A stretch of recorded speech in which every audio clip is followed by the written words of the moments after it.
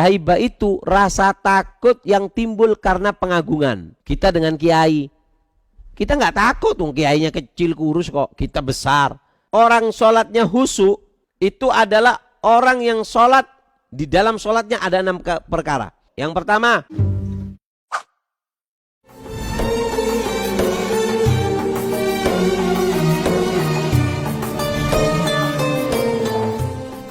Su'ila radhiyallahu anhu wa nafa'ana bihi an sya'nil khusyuk fis shalah. Habib Umar pernah ditanya tentang, Habib, bagaimana caranya supaya kita bisa khusyuk di dalam sholat?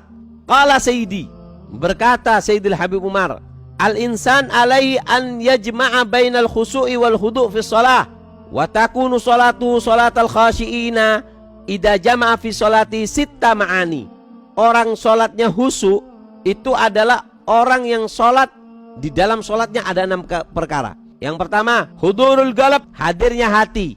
Hati, pikiran ini nggak kemana-mana, hadir, konsentrasinya ada di sini. Hati pikiran di sholat, pikirannya sedang sholat, hatinya sedang sholat. Ini baru namanya khusyuk.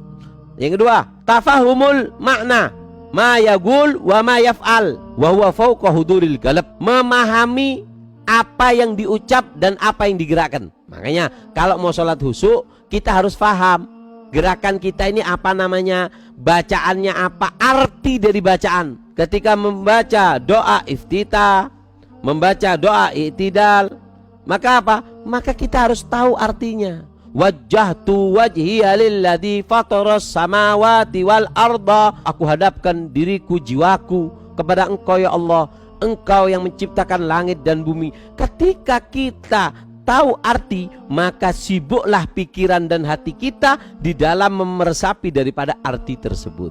Yang ketiga, al-ijlal wa ta'dim, harus ada pengagungan, rasa pengagungan, harus ada pengagungan.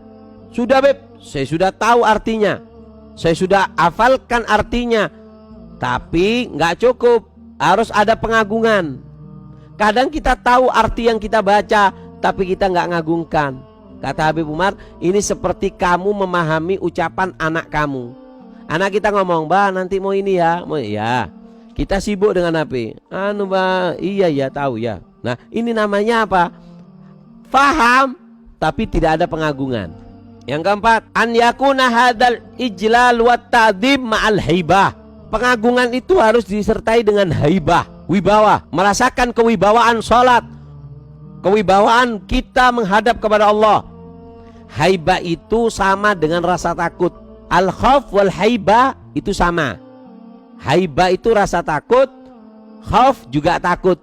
Cuman bedanya, kalau khauf itu adalah rasa takut yang timbul karena memang kita ini takut untuk mendapat masalah. Ada haibah. Haibah itu rasa takut yang timbul karena pengagungan. Kita dengan kiai, kita nggak takut, kiainya kecil kurus kok, kita besar. Tapi kenapa kamu takut? Takutnya itu namanya adalah haibah. Takut yang timbul karena rasa penghormatan, itu namanya haibah. Kalau takut itu rasa yang karena kita takut kita menderita, takut disakiti, takut ini dan itu, tidak dari muncul rasa penghormatan. Kalau rasa takut yang timbul dari rasa penghormatan, itu namanya adalah haibah. Takut kalau kita ini ditolak sholat kita, takut kalau kita ini nggak diterima oleh Allah. Yang kelima, menanamkan di dalam kita ini sayap pengharapan. Dengan sholat ada pengharapan. Dengan sholat ini aku akan menjadi orang yang mulia. Dengan sholat ini aku akan diterima amal-amalku. Dengan sholat ini aku akan menjadi orang yang baik. Inna sholat tanha 'anil fahsya'i wal munkar. Dengan sholat ini aku akan mendapatkan derajat yang tinggi. Ada pengharapan. Yang kita kerjakan, kita mengharap sesuatu yang besar dari apa yang kita harapkan. Apa yang kita lakukan, ada sebuah pengharapan besar di situ. Dengan sholat ini saya akan mulia. Dengan sholat ini saya akan bahagia. Dengan sholat ini masalah saya akan terlewati. Dengan sholat ini saya akan mendapatkan derajat yang tinggi. Adanya sebuah harapan. Yang keenam, al-haya, tumbuhkan rasa malu. Al-haya antas tash'ira annaka ma'adaita haqqallah ala wajhi wa ma gumta bih.